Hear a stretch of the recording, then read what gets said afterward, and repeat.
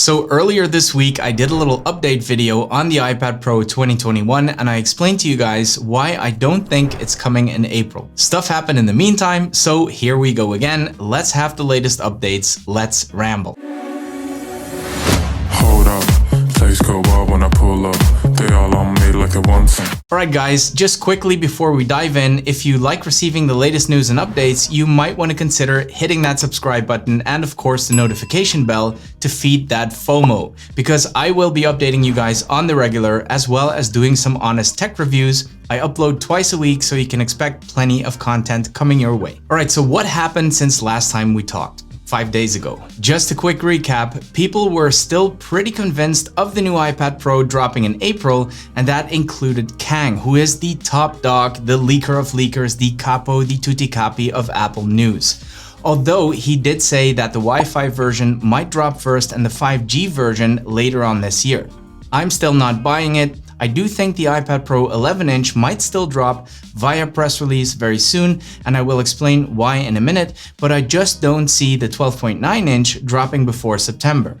What we also saw is a bunch of new sources. We spent a lot of time talking about Uncle Pan, who seemingly came out of nowhere with his leaks and who doesn't have an accuracy score on Apple Track yet. He showed us stickers which look like they belong on the new Magic Keyboard for the 11-inch iPad Pro, indicating that a keyboard and a new 11-inch iPad Pro are imminent.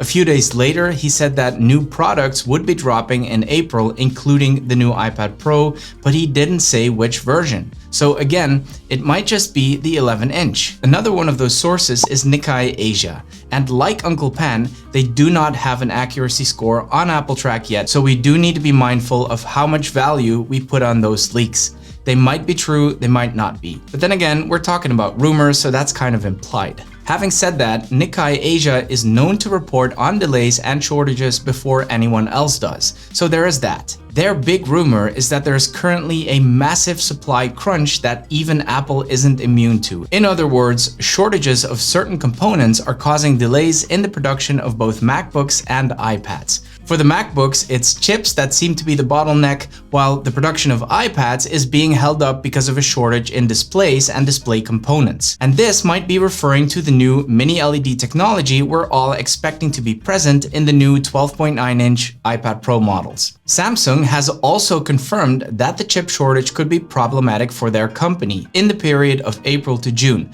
So this news actually does seem to make sense. Now let's turn to the main new rumor, and this is a leak by Sonny Dixon. Now Sonny does have an accuracy score on Apple Track, but it's certainly not the highest at 57.7%, so we do need to consider the fact that his leaks are often hit or miss. So what he shared with us is what he claims to be dummy models of the new iPad mini and the new iPad Pro models.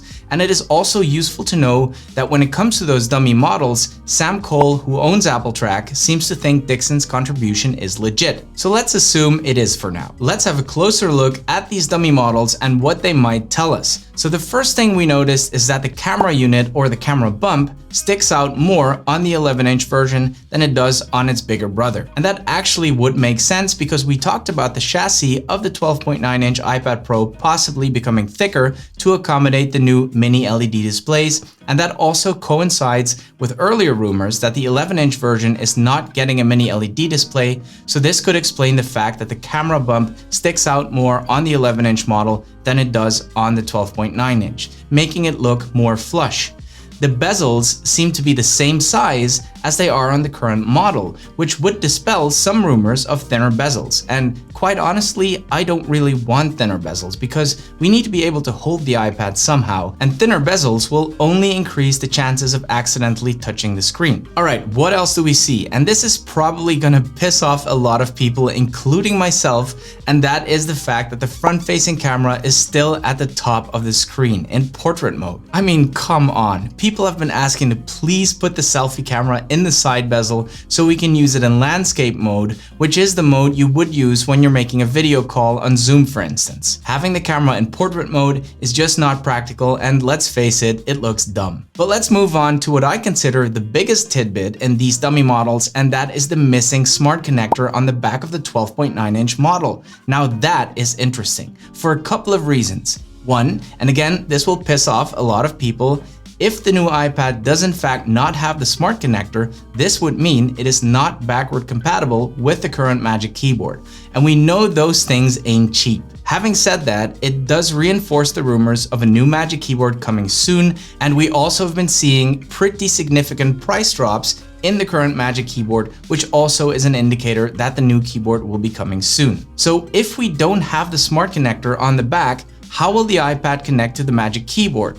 Well, it could be that the smart connector dots are moved to the side, but we can't really tell from the leaked images. It could also be that the new iPad will use the MagSafe technology we see in the iPhone 12 to charge and potentially also to connect to the keyboard. Another reason why I do think the smart connectors might actually be gone is the fact that we've been hearing rumors of a Thunderbolt port coming to the 12.9-inch Pro, which would bring a lot more functionality, including connectivity. And this could explain the disappearance of the smart connector. It would be amazing if the new Magic Keyboard somehow connected to the iPad's Thunderbolt port and would offer one or more Thunderbolt ports on the keyboard itself. I mean, that would open up a ton of options for using the iPad Pro in combination with the new Magic Keyboard. So guys, let's just wait and see. I honestly don't know when all of this will actually be announced. Like I said before, I don't expect to see the 12.9-inch iPad dropping before September, but of course I'm not 100% sure. What I am sure about is that I will keep bringing you updates whenever something relevant happens, so if you want to be kept in the loop, be sure to hit that subscribe button and the notification bell, and if you got any kind of value out of this video, please give it a like, it really does help the channel. Thank you so much for watching, and see you in the next one.